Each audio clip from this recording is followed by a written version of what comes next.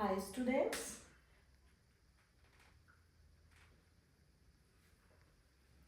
आज हम क्या करेंगे? आज हम हाइब्रिडाइजेशन के बारे में पढ़ेंगे।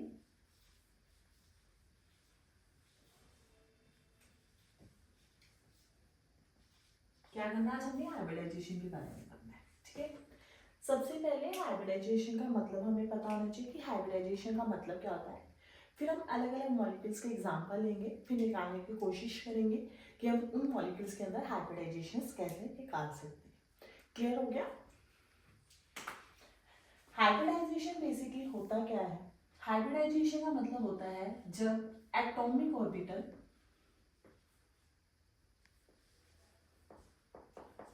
कौन से ऑर्बिटल? एटॉमिक ऑर्बिटल ओवरलैप करते हैं और हमें एक हाइब्रिड ऑर्बिटल देते हैं।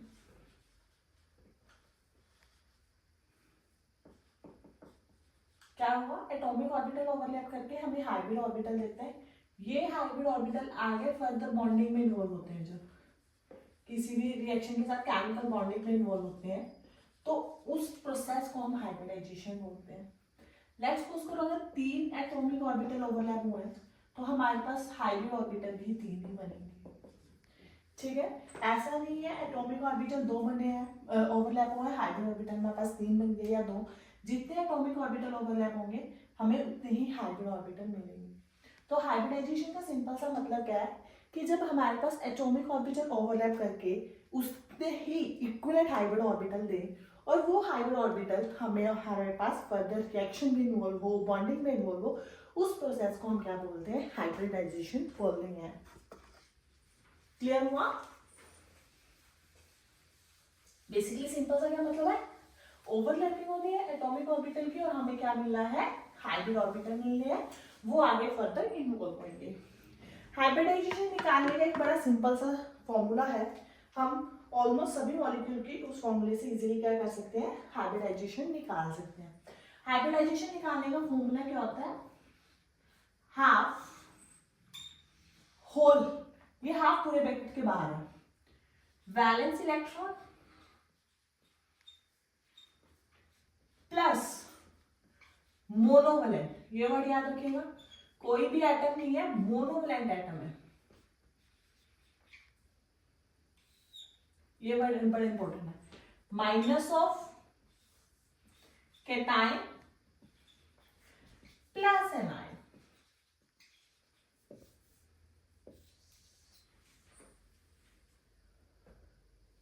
इसको डिवीजन ना ले लेना आप, ये मोनोवैलेंट है, मतलब ये वर्ड इंपॉर्टेंट है। ठीक है, क्या बोला मैंने? Half of valence electron plus monovalent minus of cation plus A9. जो अब यहाँ कैटाइन और एनाइन होंगे ये इनके चार्जेस के साथ होंगे। एक बार फॉर्मूला देख लीजिए, फिर मैं समझाती हूँ विद एग्जांपल्स आपको इजीली। With charges. दूसरा, ये मोनोवैलेंट वर्ड बड़ा इंपॉर्टेंट है। क्लियर हुआ? इसको हम किस ट्रिक से याद कर सकते हैं? विनोद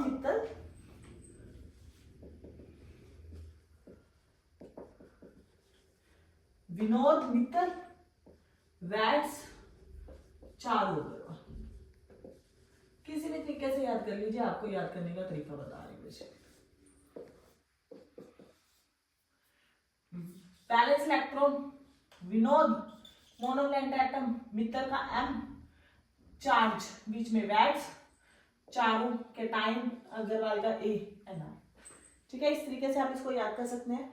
फॉर्मूला बेसिकली क्या है? Half of valence electron plus monovalent atom minus of cation plus A9. A9 और कैटाइन को हम क्या लेंगे? विद चार्जेस लेंगे। इस सारे फॉर्मूले को हम कुछ अलग अलग एग्जांपल्स में लगा के देखते हैं, आपको थोड़ा क्लियर हो जाएगा। ठीक है,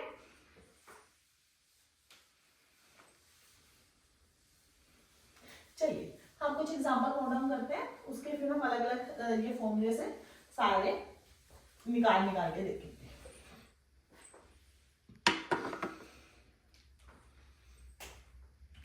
कुछ एग्जांपल लिख लेते हैं। CH4 SO2 NH4 plus NH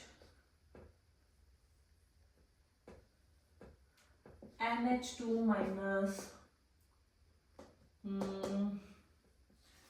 CF4 COCl2। ये कुछ एग्जांपल्स हैं, केटायन का भी हो गया, एनायन का भी हो गया, न्यूट्रल एटम भी हो गए। ठीक है, चलिए निकाल के देखते हैं।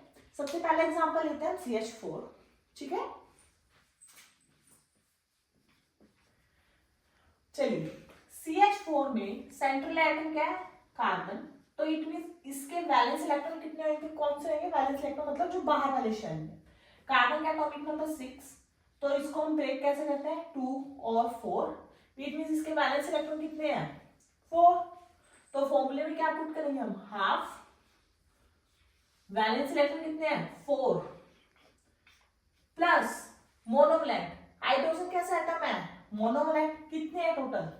4 माइनस, क्या इसके ऊपर कोई प्लस चार्ज है? नहीं। कोई माइनस चार्ज है? नहीं। 0। 4 प्लस 4 8, 8/2 4। It means 4। हमारी 4 से हाइब्रिडाइजेशन क्या होती है?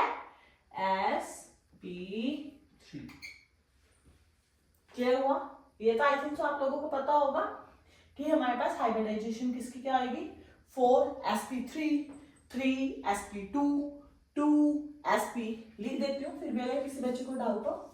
2 means sp, 3 means sp2, 4 means sp3, 5 means sp3d, yeah, dsp2, depends upon the example, 6 sp3d2, yeah, d2sp3, 4 sp3, it means इसकी हाइब्रिडाइजेशन क्या आएगी?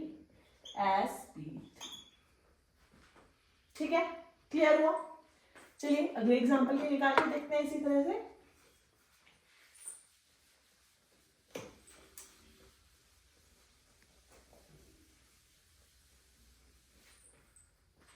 इसको एक साइड पे रखते हैं ताकि हमारे दिमाग में रहे ये चीजें। एक साइड में रहने देंगे। अगला एग्जांपल क्या है? SO2। चलिए SO2 हाफ। सेंट्रल एटम के valence electron, central atom sulphur, sulphur oxygen family, तो इट मींस वैलेंस इलेक्ट्रॉन 6।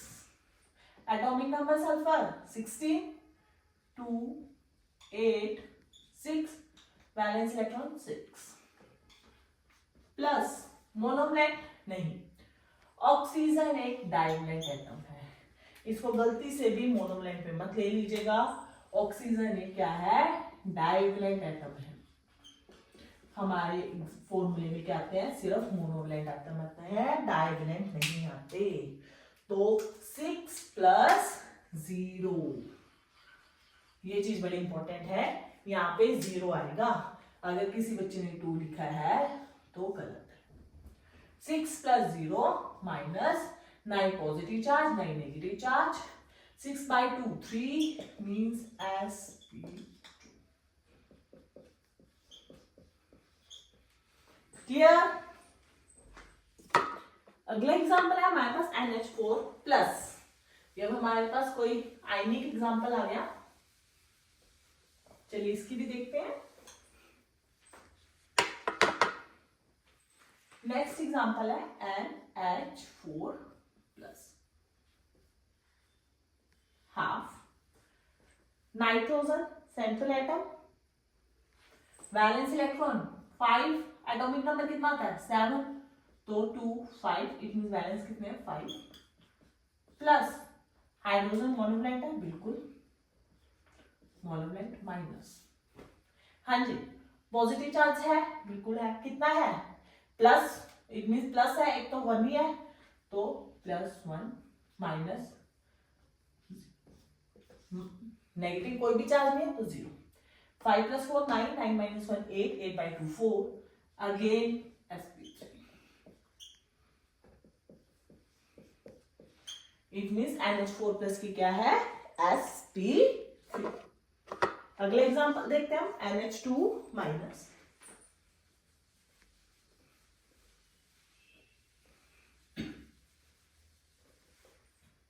चलिए तीन एग्जाम्पल एक साथ ही लिख लेते हैं या एक एक करके कर लेते हैं, कंफ्यूज हो जाएगा आपको।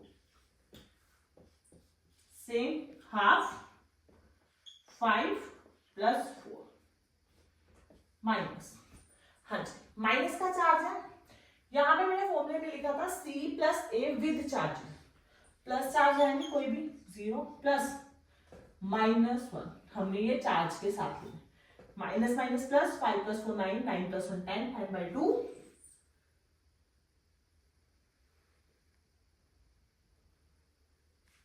सॉरी 2 है ना यार, 5 + 2 7, 7 + 1 8, 8/2 4, 4 means sp3। क्लियर?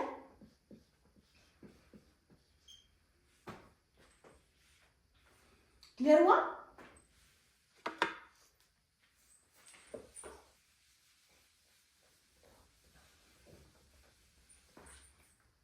दो एग्जांपल लगे मेरे पास SF4।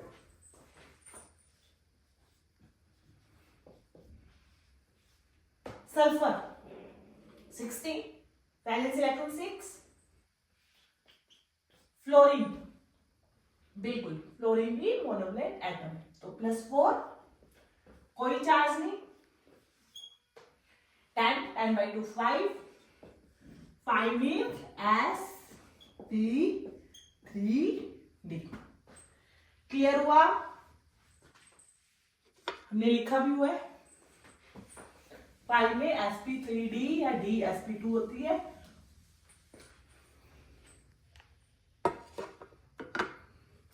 लास्ट एग्जांपल है COCl2, ध्यान से देखिएगा इस एग्जांपल को थोड़ा।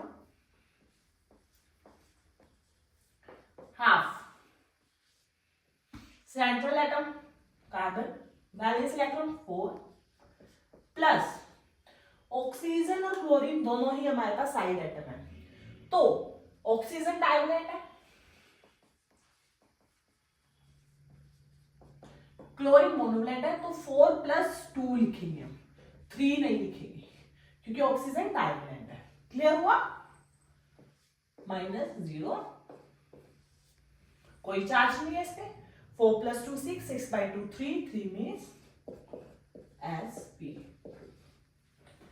इट मीन्स इसकी आएगी sp। क्लियर हुआ? ये हमारे पास कुछ हाइब्रिडाइजेशन थे, कुछ हमने फॉर्मूले के बेस पे अलग अलग मॉलिक्यूल लिए थे, हाइब्रिडाइजेशन निकालने का तरीका देखा था। बेसिकली इसमें आपको क्या पता होना चाहिए, जो भी आप सेंट्रल एटम ले रहे हो उसके वैलेंस इलेक्ट्रॉन पता होनी चाहिए, मोनोवैलेंट डाइवैलेंट की पहचान आनी चाहिए, उसके बाद कैटायन और एनायन जो भी चार्ज दियो उसको उनके चार्ज के साथ लेना, अगर माइनस का है तो माइनस पुट करोगे, अगर प्लस का है तो प्लस के साथ पुट करोगे, हमारा आंसर इजीली आ जाएगा।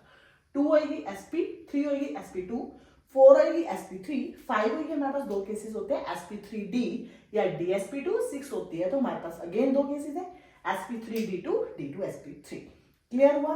ये था हमारा छोटा सा टॉपिक हाइब्रिडाइजेशन जो हमने आज किया। प्लीज लाइक और सब्सक्राइब माय चैनल। अगर आपको कोई भी डाउट हो तो आप मेरे से ज्वाइन कर सकते हैं, ऑनलाइन डाउट्स ले सकते हैं या रेगुलर क्लासेस से भी आप मेरे से कांटेक्ट कर सकते हैं। मेरा नंबर आपको इजीली डिस्क्रिप्शन बॉक्स में मिल जाएगा। Clear? Thank you so much students.